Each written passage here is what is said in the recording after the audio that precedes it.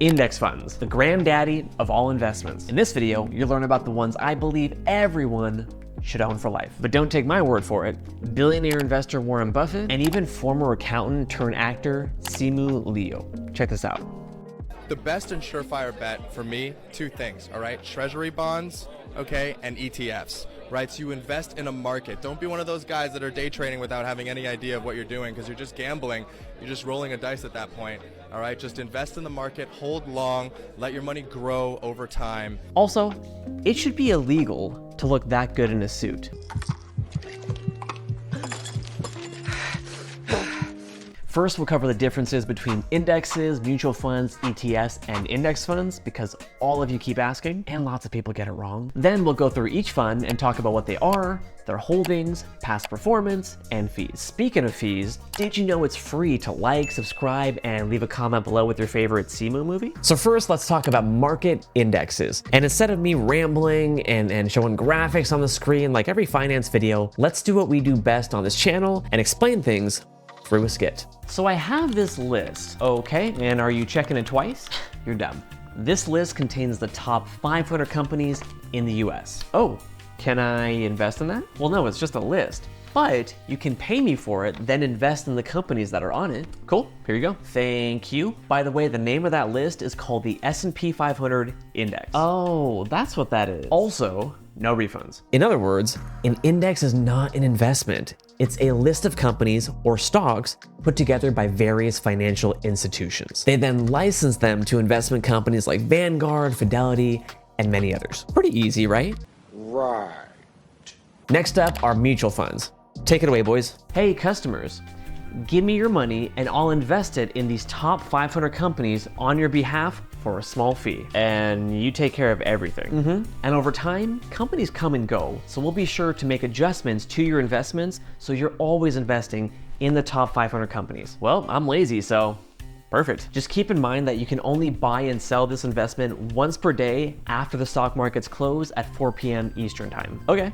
And is that the only investment you offer? No, we have mutual funds for things like real estate, AI, you name it. How about Dogecoin? A few more things to note. Mutual funds tend to have higher fees or expense ratios compared to ETFs with an average of 0.42%. Don't panic, we'll talk about ETFs and expense ratios later. Like they mentioned, mutual funds come in all sorts of flavors, not just passively managed S&P 500 funds. Many are what's called actively managed, which means they're buying and selling stocks regularly based on the goals of the fund. Lastly, depending on the fund, there may be a minimum amount of money required to invest. All right, moving on to ETFs. Hey, mutual funds are great and all, but do you have anything more flexible? We offer exchange traded funds as well. Okay. Go on. They're like mutual funds, but you can buy and sell them as much as you'd like during stock market hours. Isn't that how regular stocks work? Pretty much, except they have fees and you're investing in a basket of stocks or bonds instead of a single one. There's not much else to add besides the fact that ETFs have lower fees at an average of 0.15%. So, market indexes, mutual funds, and ETFs.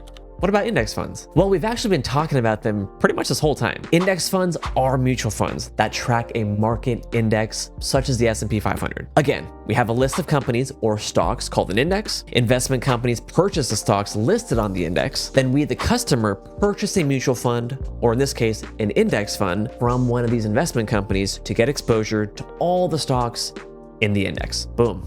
Index funds. If you still feel lost, don't worry because now you'll see some examples as we dive into my favorite index funds. For each one, we'll cover the fund's goals, holdings, past performance, and fees. Also, if you're still watching, you are built differently because this stuff can get confusing and boring. So good job. We knew you could do it!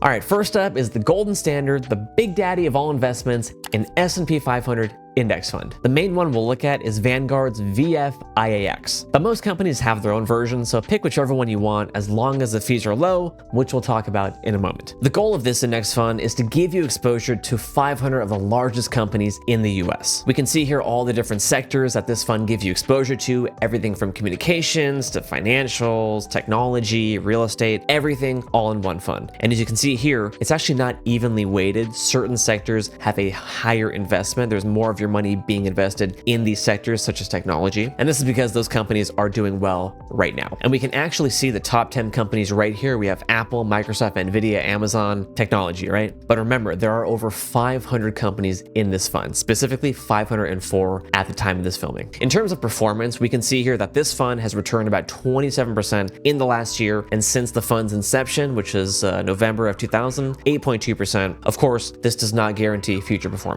In terms of fees, we can see that the expense ratio for this fund is 0.04%. And the keyword we're looking for is expense ratio. To give you an idea of what those fees look like over the long term, let's say we invest $7,000 per year over the course of 30 years with an average rate of return of 10% with a 0.04% expense ratio. That'll cost us $11,000. Now remember earlier we talked about the average expense ratio for mutual funds, which was 0.42%. This fund's expense ratio is significantly less than the average. Punching in that average into this calculator will give us a fee of $114,000. Pretty significant, right? Last few things to note here, there is a minimum investment for this fund of $3,000. And again, there are other index funds that track the S&P 500, such as Fidelity's FX AIX. On top of that, there are plenty of ETFs that also track the S&P 500 index, such as SPY, IVV, VOO, you name it. I would say the most important thing to consider is the expense ratio and that the fund is being managed by a reputable company. All right, next up is a total stock market index fund. This one is also by Vanguard. It's called VTSAX. And again, many companies offer the same index. This is Fidelity's, for example. The goal of this index fund is to give you exposure to the entire US stock market. We're talking small,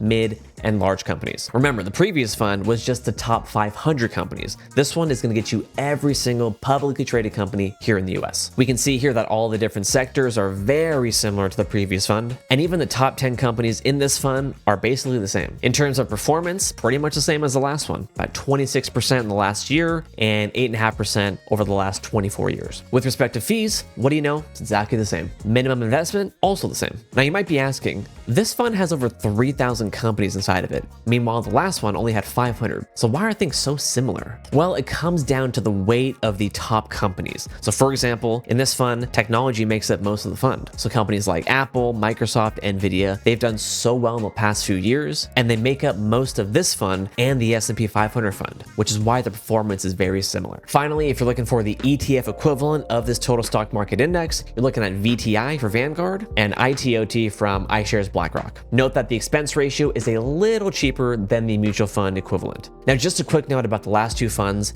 They're so similar, and I don't think you need both. So just pick one or the other and move on. So far, we've only covered index funds that give you exposure to the US stock markets. There are other countries out there with companies providing value and making money. So how do we get exposure to them? This is where Vanguard's Total International Stock Index Fund comes into play, or VTIAX. This fund gives you exposure to stock markets all around the world. We're talking over 8,000 different companies across the globe. I should say around the globe, just so I can piss off the flat earthers, right?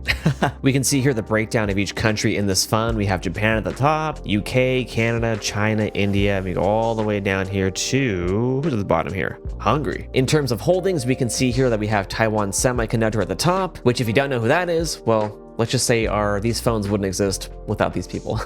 We also have Samsung, Tencent, Nestle, Shell, Toyota. So without this fund, for example, if you only invested in the previous funds, you wouldn't get exposure to all these awesome companies. Looking at performance, we can see that in the last year, it returned 17%. And since the fund's inception, which was 2010, it returned 5.4%. One thing to note here with this fund is that it has a dividend of 3%. Meanwhile, the previous funds offer a dividend of 1.25%. And if you don't know what dividends are, now's the time to hit that follow button and leave your questions below. Now, this fund is a bit more expensive with an expense ratio of 0.12%. Using our example from earlier, $7,000 per year over 30 years with a 10% return, that'll cost us about $33,000 in fees. If we compare that to the previous funds at 0.04%, it's about a $20,000 difference, which is why I prefer the ETF version of this fund, VXUS, with an expense ratio of 0.08%. By now, I'm sure you've recognized a pattern, right? You have a mutual fund, you have an ETF that both track the same thing, so you have an option. I personally prefer the ETF version because it's a little bit cheaper. Next up, we have what's called a total bond market index. Don't worry about what bonds are now, we'll cover it later, but this one is by Vanguard. It's the VBTLX. Now, the goal of this fund is to give you exposure to US bonds. Once again, you can find various flavors of this bond index on various platforms like Fidelity. For this bond index specifically, we can see that most of it is going to be US Treasury bonds. I feel like 007 could have been a cool reference here. Anybody? As you'd expect with performance, bonds don't really perform well. They really give you stability. Over the last year, this fund has returned 7%, which is pretty rare. And since inception, which was 2001, it's returned 3%. But keep in mind that this fund is giving you a 4% dividend, which won't last forever because interest rates are likely going to go down sometime this year, or so they say. The fees aren't too bad with this fund. We're looking at 0.05%, which is 0.01% more than the first funds we showed. And of course, we have an ETF version of this fund, BND, and would you look at that? 0.03% for the expense ratio. We do love ETFs. Now, the reason why bonds are so important in everyone's portfolio at a certain point is due to something called sequence of returns risk. Sounds scary?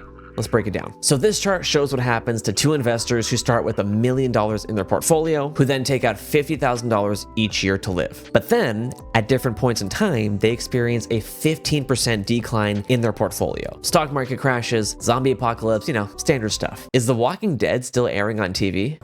Yes. I hope not. Anyway, we can see here that investor one, their portfolio lasts significantly less. So they're going to run out of money in about 18 years into retirement. Despite the decline in investors two's portfolio, we can see their money is lasting a lot longer. So how do we account for this risk? Well, experts recommend two things: keeping a year's worth of expenses and another 2 to 4 years worth of expenses in high quality short-term bonds. TLDR? Bonds, baby. Before you invest in any of these funds, make sure your Roth IRA is open and ready to go, and that your idle cash is making you money.